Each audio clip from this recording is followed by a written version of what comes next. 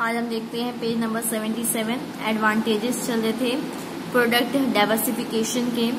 The advantages of product diversification are as follows. More importance is given to each product in this form of organization which achieves benefit of diversification. इसमें हर एक product को बहुत ध्यान दिया जाता है। It is easy to provide training to general manager. इसमें training देना भी जनरल मैनेजर्स को easy होता है। It is easy to expand the concern. मतलब उसी डिपार्टमेंट को एक्सपेंड करना भी बहुत ईजी होता है। Through this organisation effective and quick decision are taken. इस ऑर्गेनाइजेशन में डिसीजन बहुत जल्दी दिया जाता है और बहुत सही दिया जाता है। Product diversification lay stress on decentralisation. Product diversification में हमें किस पे ध्यान दिया जाता है? डिसेंट्रलाइजेशन। यहाँ पे मतलब पावर क्या होती है? सेंट्रलाइज नहीं होती है।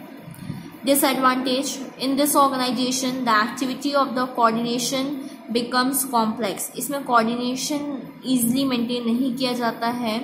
Divisional organization is not suitable for all type of product. ये हर product के लिए suitable नहीं होता है। The number of general manager increases in this type of organization. इस type of organization में जो general managers होते हैं वो बहुत ज़्यादा उनके number increase हो जाते हैं। अब आता है geographical divisionalization. The organization which are having their business all over the country may adopt a divisional structure on the basis of geographical area. मतलब बताया जा रहा है कि जब आपका बिजनेस कंट्री के बहुत अलग अलग पार्ट में होता है तो हम कौन सा डिविजनलाइजेशन करते हैं? ज्योग्राफिक डिविजनलाइजेशन करते हैं। Railway, insurance, transport etcetera are divisionalised on the basis of geographical area. The activities of the enterprise under geographical divisionalizations are divided into various zones, branches और divisions. मतलब यहाँ पे हम क्या करते हैं? काम को डिवीजन कर देते हैं according to zones, branches. The process can be made clear in the following diagram. जैसे board of director, managing director. Managing director के अंदर तीन डिपार्टमेंट, मतलब तीन क्या, मतलब उसको फिर और डिवाइड किया गया है मार्केटिंग में, फाइनेंस में, प्रोडक्शन में, पर्सोनल और इंजीनियरिंग। फिर प्रोडक्शन डिपार्टमेंट भी मतलब आपके एरिया के अकॉर्डिंग डिवाइड कर दिया गया है कि नॉर्थ जोन में होगा, साउथ जोन में, east zone, west zone and central zone. Office के अंदर भी services, marketing, sales, production, accounting and engineering. Advantages देखते हैं। Help in developing close relationship with customer. इससे कस्टमर के साथ हमारा रिलेशन अच्छा डेवलप होता है। Helps in maintaining balance between demand and supply. Demand और सप्लाई में भी एक बैलेंस रहता है। It helps in expansion of business in various regions. हम अपने बिजनेस को अलग अलग रीजन्स में बढ़ा सकते हैं। Top level management gets ample time to manage activities. जो टॉप लेवल मैनेजर्स होते हैं, मैनेजमेंट होता है, उनको बहुत टाइम मिल जाता है मैनेज करने के लिए एक्टिविटीज़ को। It improves coordination of functional activities. इसमें कोऑर्डिनेशन जो होता है वो इनके बीच में इम्प्रूव रहता है। Disadvantages, this organisation is suitable in specific situation. ये कहीं कहीं पे ही ऑर्गेनाइजेशन सूट करता है। The problem of communication arises due to geographical distance. मतलब यहाँ पे कम्युनिकेशन ईजिली नहीं हो पाता है क्योंकि सब लोग अलग अलग एरिया में रहते हैं। नेक्स्ट पेज में आते हैं, पेज नंबर 78।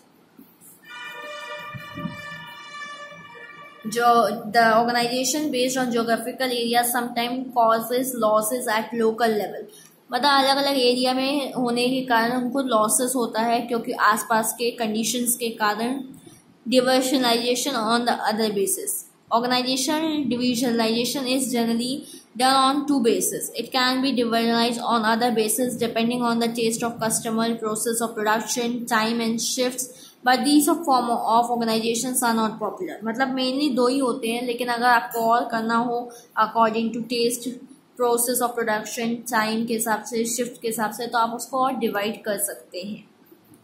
अब दिया हुआ है other forms of organisation. Line organisation, line and staff organisation, functional organisation, community organisation and project organisation.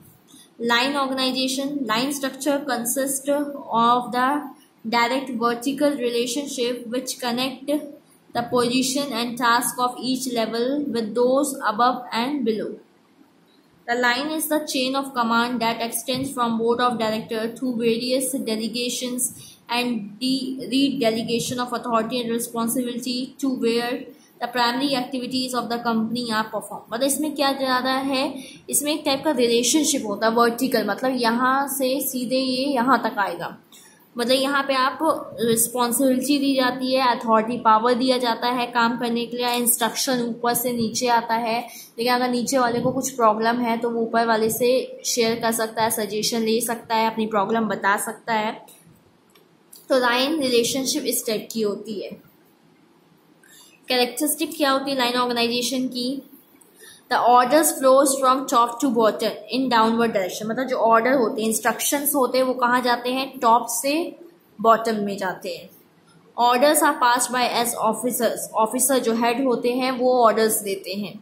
In this type of organisation it is easier to establish coordination. इसमें coordination बनाना easy होता है। Request move from bottom to top. Request या कोई problem होगी तो वो नीचे से ऊपर की हो जाती है। Flow of authority is straight line that is linear. मतलब यहाँ पे अथॉरिटी मतलब पावर कैसे है? सीधे जाती है, मतलब एक डायरेक्शन में। The rights, power, duty are clearly mention, that's why chance of disputes between authority as responsibility is less. यहाँ पे rights, power, duty clearly defined है। मतलब कि पावर और इंस्ट्रक्शन ऊपर वाले देंगे और प्रॉब्लम वगैरह नीचे वाले बताएंगे। The decision is easily made in this organization as only one person take decision। यहाँ पे डिसीजन लेना बहुत इजी होता है क्योंकि यहाँ पे ऊपर वाले डिसीजन लेते हैं। फिर आता है लाइन एंड स्टाफ ऑर्गेनाइजेशन।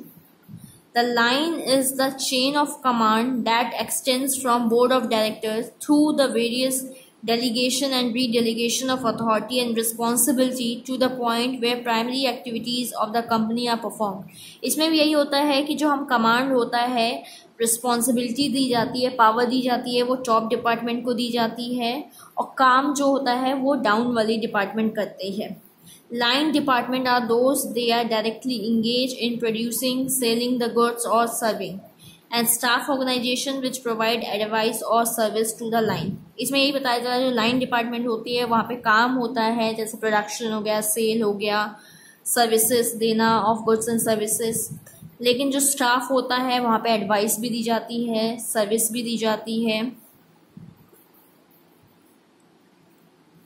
देखिए जैसे ये वाला दिया हुआ है, आपको एग्जांपल दिया हुआ है, ये लाइन है, मतलब यहाँ पे कमांड्स दिए जा रहे हैं लेकिन एक दूसरे से सजेशंस वगैरह स्टाफ वर्कर सुपरिटेंडेंट्स अपनी प्रॉब्लम बताई जा रही है।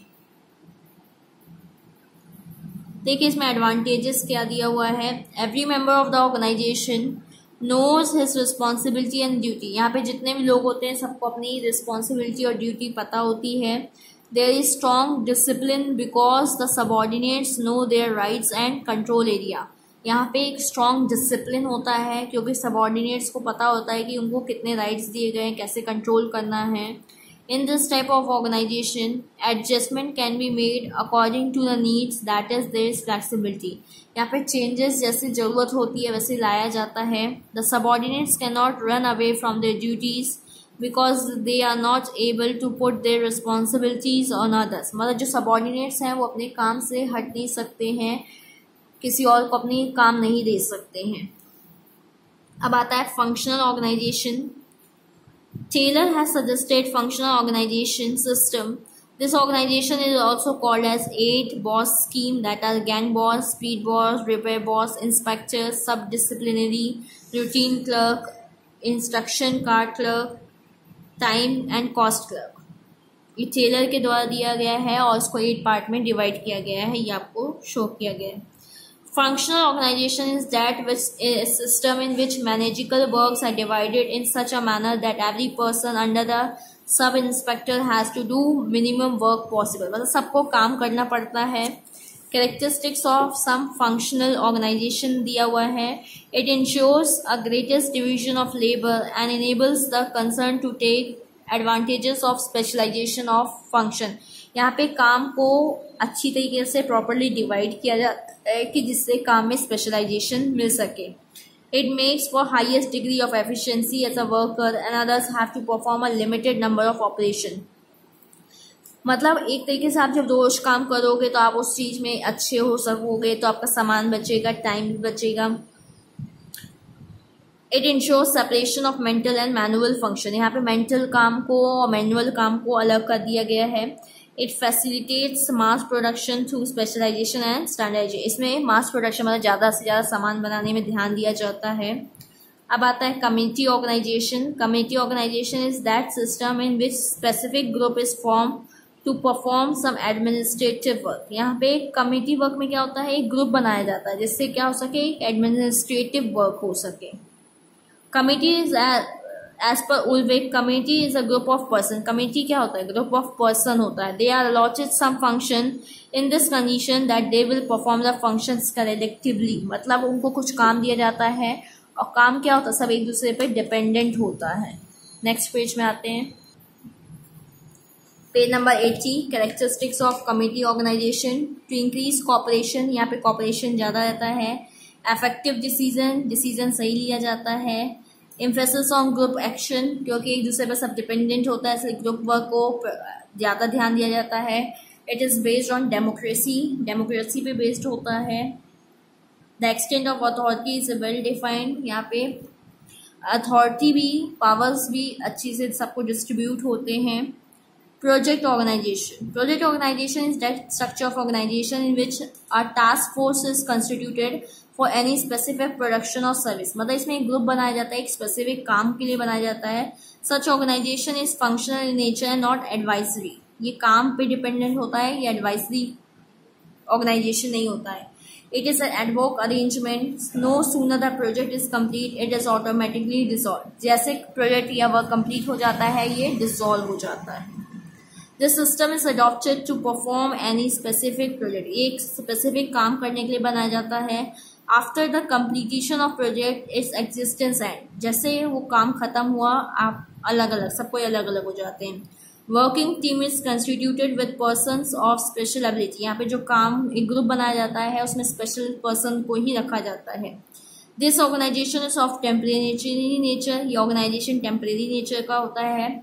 It is adopted in developing country by big companies, ये बड़ी बड़ी कंट्रीज में, डेवलपिंग कंट्रीज में दिया जाता है। Project is to be completed in specific time limit and under budget limit, एक जो काम होता है उसको एक टाइम लिमिट के अंदर करना रहता है और बजट भी इसका बनाया जाता है। This system is useful when project is clearly specified, ये सिस्टम वहाँ चलता है जहाँ पे प्रोजेक्ट पहले से क्लियरली मेंशन होता है, स्पेसिफाइड होता है।